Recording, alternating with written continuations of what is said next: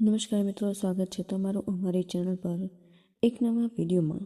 મિત્રો, એક સમયની વાત છે કે જ્યારે જંગલમાં આચાર્ય ચાણક્ય ચંદ્રગુપ્તને કહ્યું કે ચંદ્રગુપ્ત, આજે હું તને જે વિદ્યા આપવાનો છું તે ખૂબ જ ગુપ્ત વિદ્યા છે।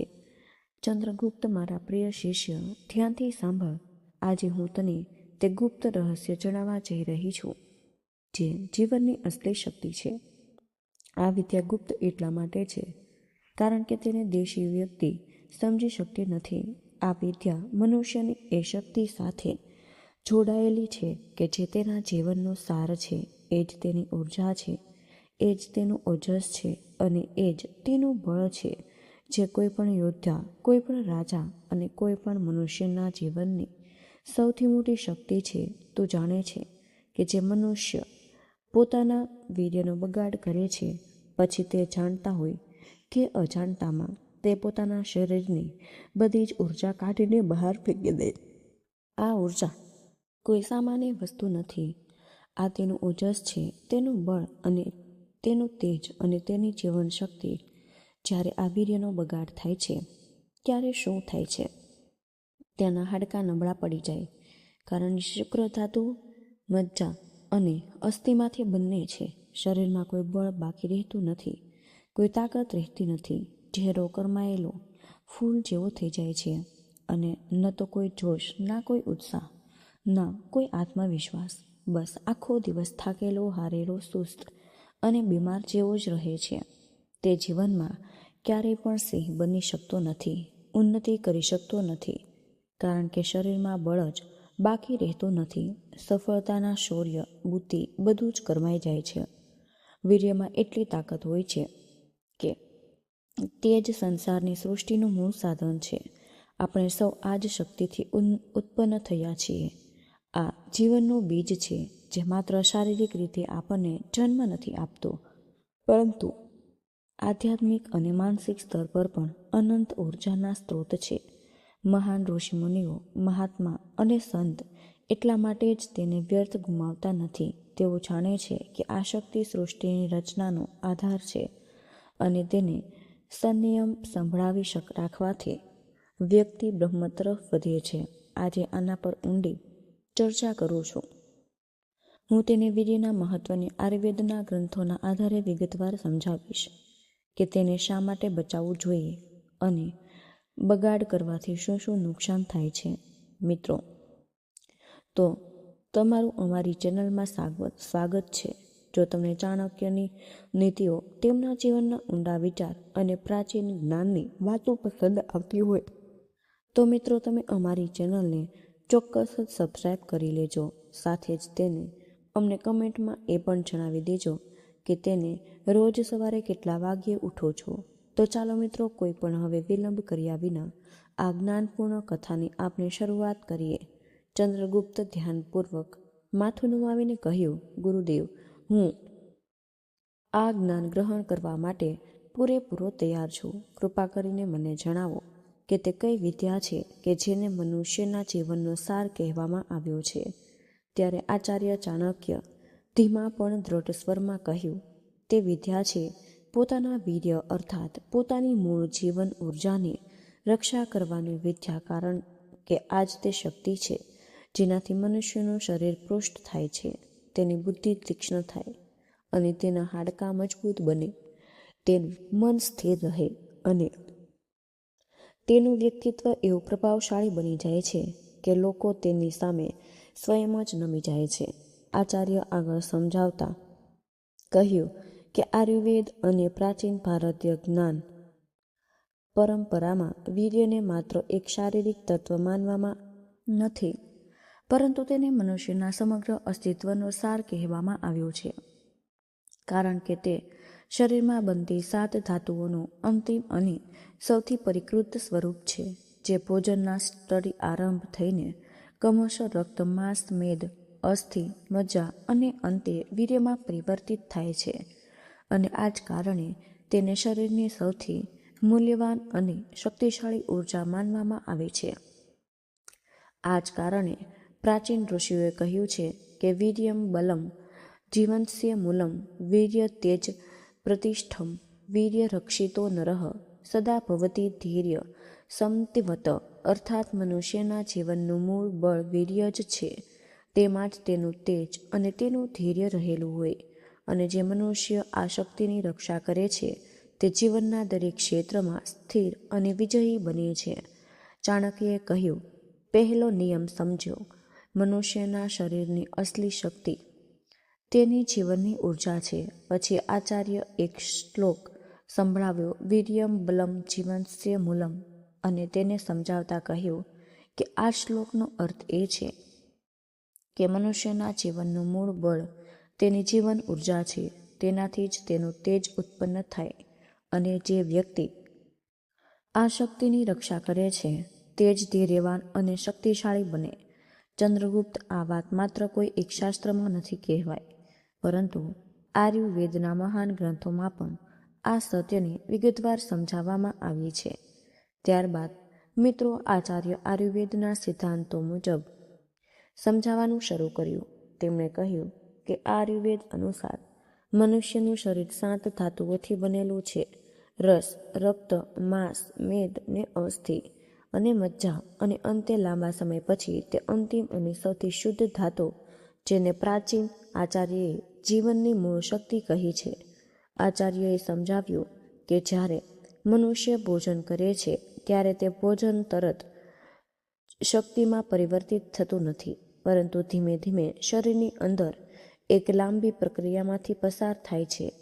પહેલાં તે રસ બને છે, પછી રક્તમાં બદલાય છે, પછી તેનાથી માંસનું નિર્માણ થાય છે, પછી મેદ, અસ્થિ, પછી મજ્જા, અને અંતે લાંબા સમય પછી તે અંતિમ સાર બને છે, જેને જીવન ઉર્જાનો સ્ત્રોત કહેવામાં આવ્યો છે.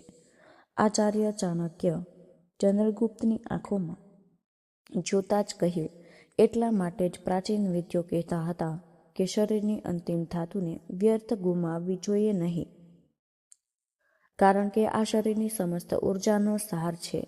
જે રીતે એક વૃક્ષને ફળ આપતા વર્ષો લાગે, તે જ રીતે શરીરને પણ આ અંતિમ સાર બનાવવામાં સમય અને શક્તિ લાગે છે. ચંદ્રગુપ્ત આચાર્યથી પૂછ્યું, ગુરુદેવ, શું આ જ કારણ છે કેટલાક લોકોના ચહેરા પર અલગ પ્રકારનું તેજ દેખાય છે? આચાર્ય હસ્યા અને બોલ્યા, હા ચંદ્રગુપ્ત, આ જ કારણ છે કે જ્યારે આ શક્તિ શરીરમાં સંતુલિત રહે છે ત્યારે તેનાથી ઓજસ ઉત્પન્ન થાય છે. આયુર્વેદમાં ઓજસને શરીરની સૌથી મહાન શક્તિ કહેવામાં આવી છે. આ જ ઓજસ મનુષ્યના ચહેરા પર ચમક બનીને દેખાય છે, તેની આંખોમાં તેજ બનીને પ્રગટ થાય, તેની વાણીમાં પ્રભાવ બનીને સંભળાય છે. જે વ્યક્તિની અંદર ઓજસ પ્રબળ હોય છે તેનું વ્યક્તિત્વ પણ પ્રબળ હોય. પછી આચાર્ય એક ઉદાહરણ આપતા કહ્યું હતું કે તે ક્યારેય ધ્યાન આપ્યું હશે. કેટલાક લોકો સાધારણ હોવા છતાં પણ લોકોને આકર્ષિત કરતા હોય. જ્યારે તેઓ બોલે છે ત્યારે લોકો ધ્યાનથી સાંભળે છે, અને જ્યારે પણ તેઓ ચાલતા હોય છે ત્યારે લોકોનું ધ્યાન તેમની તરફ જાય છે. આનું કારણ માત્ર બહારનું રૂપ નથી, પરંતુ એમની અંદરની એક અદૃશ્ય શક્તિ હોય, જેને ઓજસ કહેવામાં આવે છે. ત્યારબાદ આચાર્યએ ધીરે ધીરે પોતાની વાતને વધુ ઊંડાણપૂર્વક સમજાવી. તેમણે કહ્યું કે આયુર્વેદ અનુસાર જ્યારે આ શક્તિ સંતુલિત રહે તો શરીર મજબૂત બને છે, હાડકાં સુદૃઢ રહે અને મન શાંત રહે, બુદ્ધિ તેજ રહે. આવી વ્યક્તિમાં રોગો સામે લડવાની ક્ષમતા પણ વધુ હોય છે. તેથી પ્રાચીન આચાર્યએ એવું કહો, જે વ્યક્તિ સંયમિત જીવન જીવે છે, સાત્વિક ભોજન કરે અને પોતાના મનને સારા વિચારોમાં લગાડે છે, તે જ આ શક્તિને સુરક્ષિત રાખી શકે. પછી આચાર્ય ચંદ્રગુપ્તને કહ્યું, ચંદ્રગુપ્ત, આ સંસાર એ જ રીતે છે જે રીતે ખેતર. જો ખેડૂત પોતાના ખેતરની સંભાળ રાખે અને તેને પાણી આપે, તેને સુરક્ષિત રાખે, તો તે જ ખેતર તેને ભરપૂર અનાજ આપે છે. પરંતુ જો તે તેની રક્ષા ન કરે તો તે જ ખેતર બંજર બની જાય છે. બરાબર આ જ રીતે મનુષ્યનું શરીર પણ છે. જો તે પોતાની જીવન ઉર્જાને સાચવી રાખે તો તે જ ઉર્જા તેને બળ, બુદ્ધિ અને તેજ આપે છે. પછી આચાર્ય ગંભીર સ્વરમાં કહ્યું, પરંતુ જો મનુષ્ય આ શક્તિને સમજ્યા વગર જ વ્યર્થ નષ્ટ કરતો રહે તો ધીમે ધીમે તેના શરીરમાં દુર્બળતા આવવા લાગે છે. તેના હાડકાં નબળા પડવા લાગે, તેનું મન અસ્થિર થઈ જાય છે અને તેની આંખોની ચમક ઓછી થવા લાગે છે. જેમ કોઈ દીવો તેલ વગર ધીરે ધીરે બુઝાઈ જાય છે, તે જ રીતે મનુષ્ય પણ પોતાની મૂળ શક્તિ વિના નબળો પડવા લાગે છે. ચંદ્રગુપ્તે આ બધું સાંભળીને ગંભીરતાથી કહ્યું, ગુરુદેવ, હવે મને સમજાઈ રહ્યું છે કે મનુષ્યની અસલી શક્તિ માત્ર તેની બાહોમાં નથી હોતી, પરંતુ તેના સંયમ અને અનુશાસનમાં છુપાયેલી હોય છે. આચાર્ય ચાણક્ય સંતોષ સાથે માથું હલાવ્યું અને કહ્યું, તે સાચું સમજ આવ્યું. ચંદ્રગુપ્ત, જે વ્યક્તિ પોતાના અંદરની શક્તિને સમજી લે છે તે જ પોતાના જીવનનો સાચો સ્વામી બની જાય છે. તેથી પહેલા નિયમ હંમેશા યાદ રાખજો, પોતાના શરીરની મૂળ શક્તિનું સન્માન કર અને તેને સમજ અને તેની રક્ષા કર, કારણ કે આ જ શક્તિ આગળ જઈને તને મહાન બનાવશે. ચાણક્યએ કહ્યું, બીજો નિયમ સમજી લ્યો. મનુષ્ય પોતાની જીવન ઉર્જાની રક્ષા અવશ્ય કરવી જોઈએ, કારણ કે મિત્રો, જે વ્યક્તિ પોતાની શક્તિની રક્ષા નથી કરતો તે ધીમે ધીમે સ્વયંને જ નબળો બનાવી દે છે. પછી આચાર્યએ એક શ્લોક સંભળાવ્યો, ઇન્દ્રિયાણમ નિયંત્રણમ બલસ્ય પરમ ધ્રુવમ સંયમાદ વધતે તેજ અસંયમાદ ક્ષયો ધ્રુવક. આચાર્ય શ્લોકનો અર્થ સમજાવતા કહ્યું કે આ શ્લોકનો ભાવ એ છે કે જે પણ વ્યક્તિ પોતાની ઇન્દ્રિયોને નિયંત્રિત કરતા શીખી જાય છે તે જ પોતાના બળને સ્થિર રાખી શકે છે. સંયમથી મનુષ્યનું તેજ વધે છે અને અસંયમથી તેની શક્તિ ધીમે ધીમે નષ્ટ થવા લાગે છે. તેથી મનુષ્ય સૌથી પહેલાં પોતાના મન અને ઇન્દ્રિયો પર નિયંત્રણ રાખતા શીખવું જોઈએ. પછી આચાર્ય ચાણક્ય ચંદ્રગુપ્તને સમજાવતા કહ્યું, ચંદ્રગુપ્ત, સંસારમાં ઘણા બધા લોકો શક્તિની શોધ બહાર ફરે છે. તેઓ ધન, પદ અને બાહ્ય સાધનોને જજ શક્તિ માને છે, પરંતુ સત્ય એ કે જે વ્યક્તિ પોતાના મનને નિયંત્રિત નથી કરી શકતો તે ભલે ગમે તેટલો શક્તિશાળી દેખાતો હોય, અંદરથી તે નબળો જ રહે છે. જે રીતે કોઈ કિલ્લો બહારથી ગમે તેટલો વિશાળ હોય, પરંતુ જો તેના દ્વાર સુરક્ષિત નથી તો શત્રુ સરળતાથી તેમાં પ્રવેશ કરી શકે. બરાબર તે જ રીતે મનુષ્યનું મન પણ જો તે પોતાના ઇન્દ્રિયોની રક્ષા નથી કરી શકતું તો તેની ઉર્જા ધીમે ધીમે નષ્ટ થવા લાગે છે. ચંદ્રગુપ્ત ધ્યાનથી સાંભળી રહ્યો હતો. તેને પૂછ્યું, ગુરુદેવ, શું આ જ કારણ છે કે સંયમને આટલો મહાન ગુણ માનવામાં આવ્યો? આચાર્ય ઉત્તર આપ્યો, હા, આ જ કારણ છે. સંયમ મનુષ્યને અંદરથી મજબૂત બનાવે છે.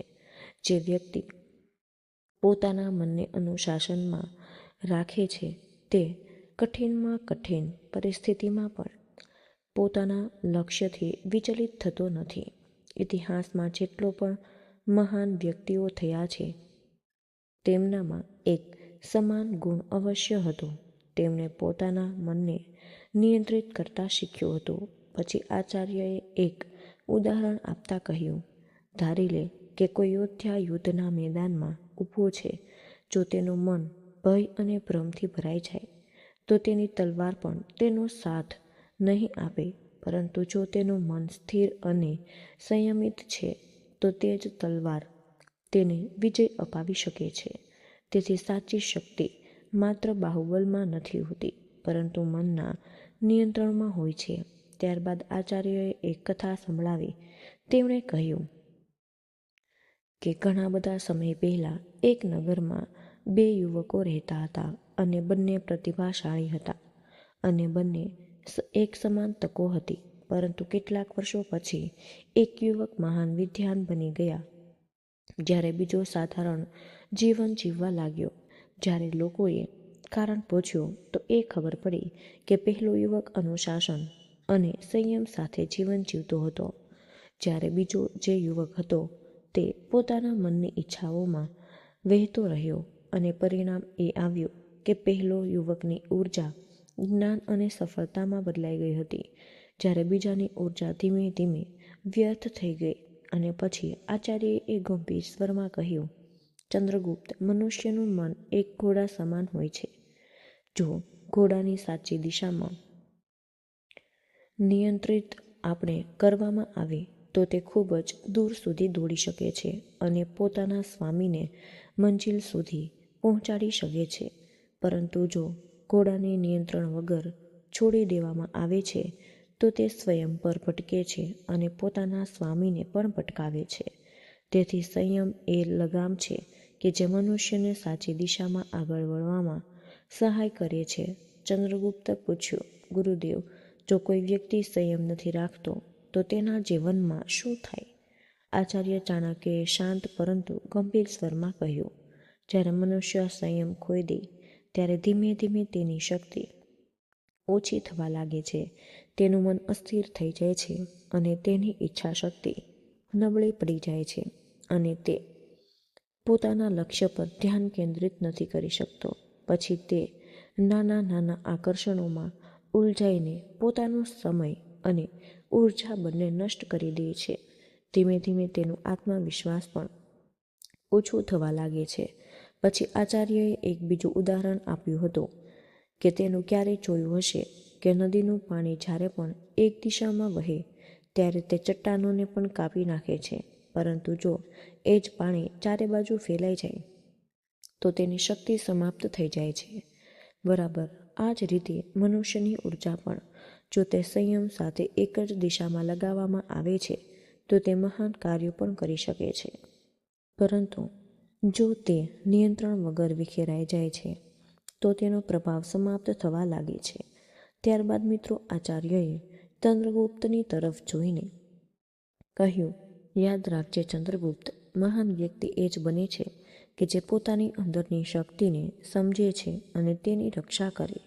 જે વ્યક્તિ પોતાના મનને અનુશાસનમાં રાખે છે તે ધીમે ધીમે એટલો બધો મજબૂત બની જાય છે કે સંસારની મુશ્કેલીઓ પણ તેને હલાવી શકતી નથી. પરંતુ જે વ્યક્તિ પોતાના મનનો દાસ બની જાય છે તે નાની નાની ઈચ્છાઓનો ગુલામ તે બનીને રહી જાય છે. ચંદ્રગુપ્તે ઊંડી શ્રદ્ધાથી પોતાના ગુરુના શબ્દનો સ્વીકાર કર્યો અને કહ્યું, ગુરુદેવ, હવે મને સમજાઈ રહ્યું છે કે સંયમ માત્ર એક નિયમ નથી, પરંતુ તે મનુષ્યની શક્તિને સુરક્ષિત રાખવાનો માર્ગ છે. ચાણક્યએ કહ્યું કે ત્રીજો નિયમ એ છે કે જે વ્યક્તિ પોતાની જીવન ઉર્જાને સુરક્ષિત રાખે છે તેના અંદર એવી શક્તિ વર્તઅંશકાલે છે જે માત્ર શરીર સુધી મર્યાદિત નથી, પરંતુ એના આખા વ્યક્તિત્વને બદલી નાખે છે. આ કહેતા આચાર્ય એક શ્લોક સંભળાવો, સંયમેન વધતે બુદ્ધિ, સંયમેન વધતે બલમ, સંયમાંદ છાયતે તેજઃ સંયમ સર્વ સાધનમ. પછી આચાર્ય ધીમે તે શ્લોકનો અર્થ સમજાવતા કહ્યું કે આ શ્લોકનો ભાવ એ છે કે સંયમથી મનુષ્યની બુદ્ધિ વધે, સંયમથી તેનું બળ વધે, સંયમથી તેની અંદર તેજ ઉત્પન્ન થાય છે અને સંયમ જ તે સાધન છે જેનાથી મનુષ્ય પોતાના જીવનમાં મોટામાં મોટું લક્ષ્ય પ્રાપ્ત કરી શકે. તેથી જે વ્યક્તિ પોતાના અંદરની ઉર્જાને સુરક્ષિત રાખે તે ધીમે ધીમે પોતાના વ્યક્તિત્વને એટલું શક્તિશાળી બનાવી લેશે કે તેનો પ્રભાવ ચારે બાજુ દેખાવા લાગે છે. ચંદ્રગુપ્ત ધ્યાનથી સાંભળી રહ્યો હતો. આચાર્ય આગળ કહ્યું, ચંદ્રગુપ્ત તેને જોયું હશે કેટલાક લોકો પાસે બાહ્ય સાધનો ઓછા હોય પરંતુ છતાંય તેમનો પ્રભાવ ઘણો મોટો હોય છે. જ્યારે તેને બોલે છે ત્યારે લોકો ધ્યાનથી સાંભળે છે. જ્યારે તેને કોઈ પણ સભામાં પ્રવેશ કર્યો તો બધાનું ધ્યાન તેમની તરફ જાય.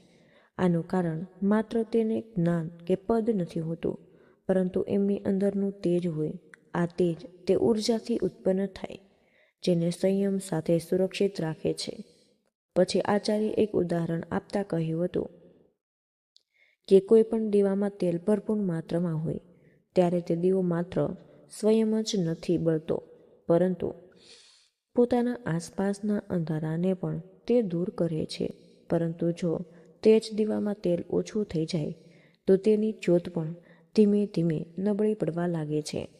મિત્રો, આવી જ રીતે મનુષ્યનું જીવન પણ જ્યારે તેની ઉર્જા સુરક્ષિત રહે છે ત્યારે તેનું તેજ વધે છે અને તેનો આત્મવિશ્વાસ વધે અને તેની વાણીમાં પ્રભાવ આવી જાય છે.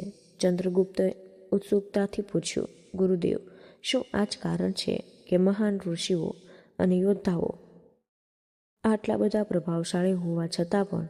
આચાર્ય ઉત્તર આપ્યો હતો, આ જ કારણ છે કે ઇતિહાસમાં જેટલા પણ મહાન વ્યક્તિઓ થયા છે, પછી ભલે તે ઋષિ હોય, વિજ્ઞાન હોય કે પોતાના, તેમનામાં યોદ્ધા એક સમાન ગુણ અવશ્ય જોવા મળે, અને તે આત્મસંયમ, જેને પોતાના મનને નિયંત્રિત કરતા શીખી લીધો, જેને પોતાની ઉર્જાને વ્યર્થ નાશ થતાં બચાવી, તે જ વ્યક્તિ પોતાની અંદર એક એવી શક્તિ ઉત્પન્ન કરે છે કે જે તેને સામાન્ય લોકોથી અલગ જ બનાવે છે.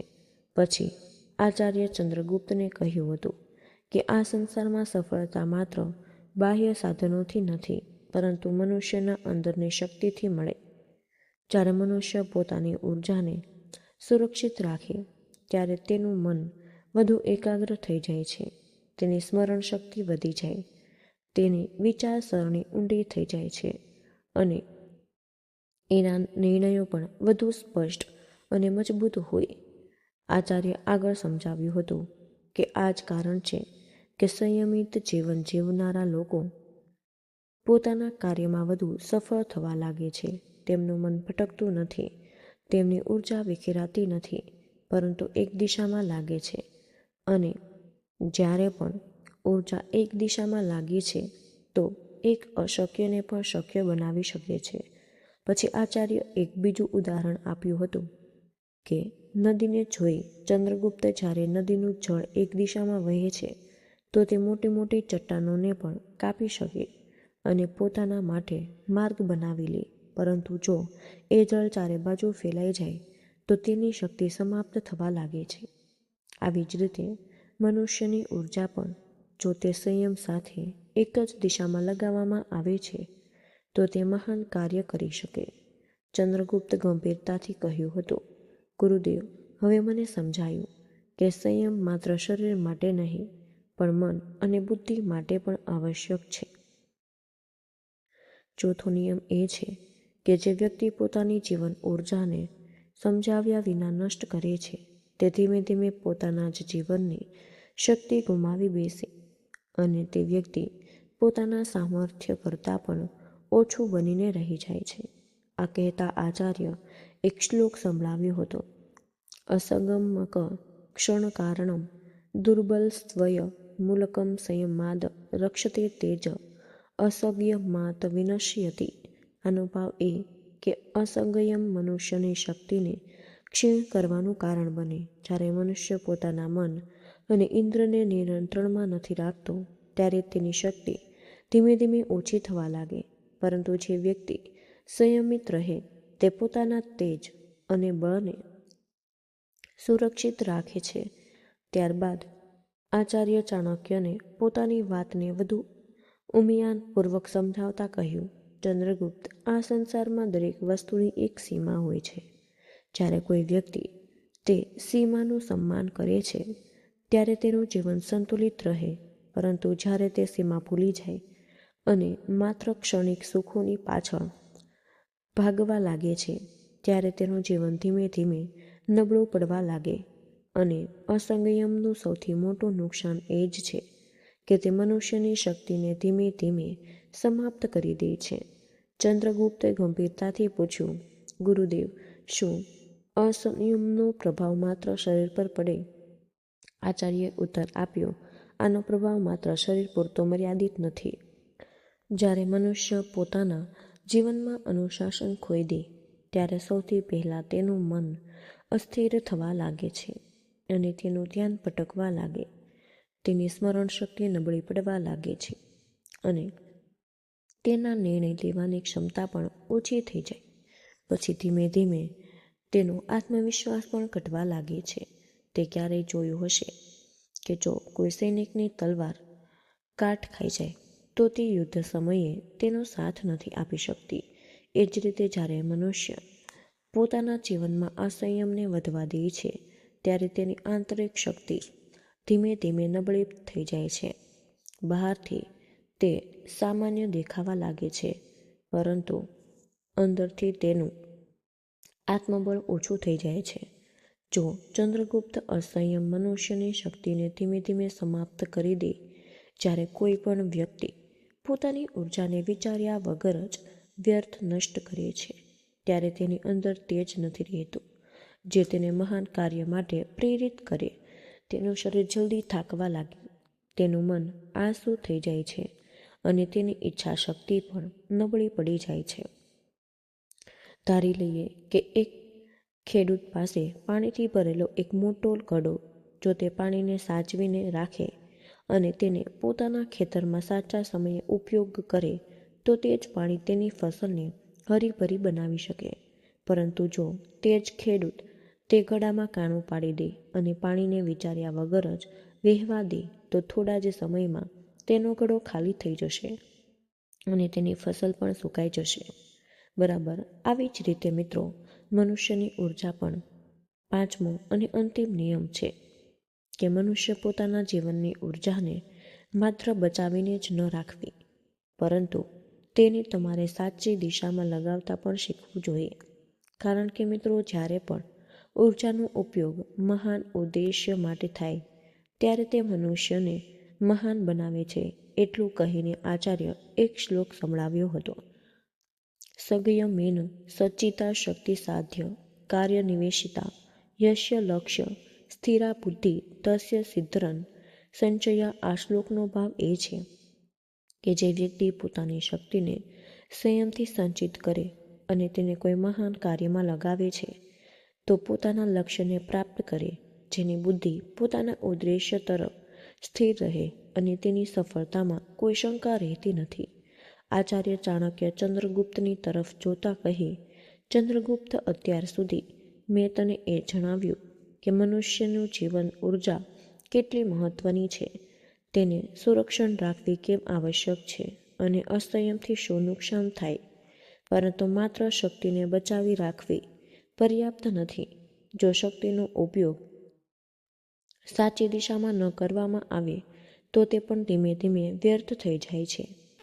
અને તેથી મનુષ્ય એ પણ શીખવું જોઈએ કે તે પોતાની ઉર્જાને કઈ રીતે પોતાના લક્ષ્ય અને કર્તવ્યમાં પરિવર્તિત કરે છે. ચંદ્રગુપ્તે પૂછ્યું: ગુરુદેવ, શક્તિને સાચી દિશામાં લગાવવાનો શું અર્થ છે?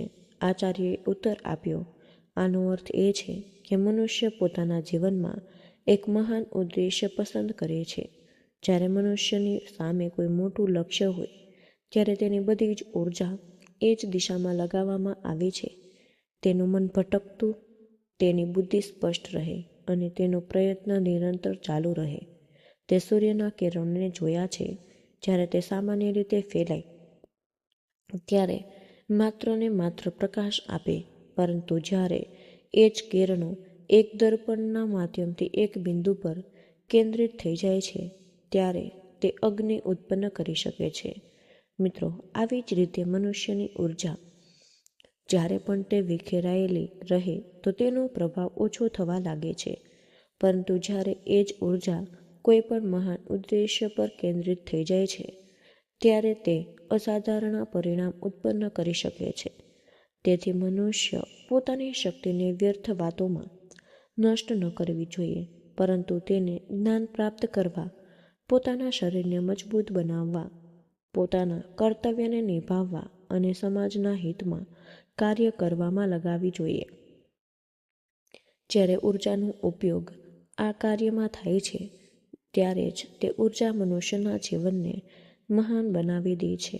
આચાર્યએ સંતોષ સાથે માથું હલાવ્યું અને કહ્યું: તેને સાચું સમજ્યું. આ સંસાર ઘણા લોકો પાસેથી શક્તિ હોય, પરંતુ તેઓ તેનો ઉપયોગ સાચી દિશામાં નથી કરી શકતા. પરિણામ એ આવે છે કે તેમની ક્ષમતા અધૂરી રહી જાય છે.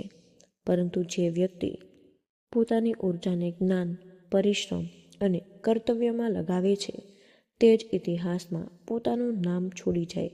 મિત્રો, આ જ હતું આચાર્ય ચાણક્યની તે શિક્ષાનો સાર, જેમાં તમે જણાવ્યું કે મનુષ્યની અસલી શક્તિ માત્ર બાહ્ય સાધનોમાં નથી હોતી, પરંતુ તેની અંદરની ઉર્જા, તેના સંયમ અને તેના લક્ષ્યમાં રહેલી હોય છે. તો મિત્રો, આજનો આ વિડીયો અમે અહીં જ પૂર્ણ કરી રહ્યા છીએ. અને આજની આ માહિતી જો તમને પસંદ આવી હોય તો વિડીયોને લાઈક અને તમારા મિત્રો સાથે શેર જરૂર કરજો. ચેનલ પર તમે પહેલી વાર આવ્યા હોય તો ચેનલને સબસ્ક્રાઈબ કરવાનું બિલકુલ ભૂલશો નહીં. કમેન્ટ બોક્સમાં જય મા લક્ષ્મી જરૂરથી લખી દેજો. જય શ્રી કૃષ્ણ. રાધે રાધે. ધન્યવાદ.